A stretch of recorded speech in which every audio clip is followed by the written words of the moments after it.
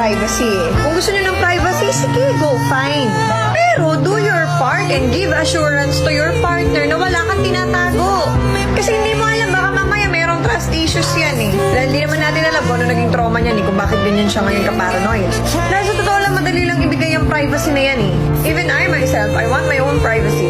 Pero pag ang partner mo ay merong gustong tignan sa cellphone mo at napaka-defensive mo, ayaw mong ipakita, nagagalit ka pa, hindi ka mag-explain ng maayos, eh putang ina, paano hindi magdududa yan?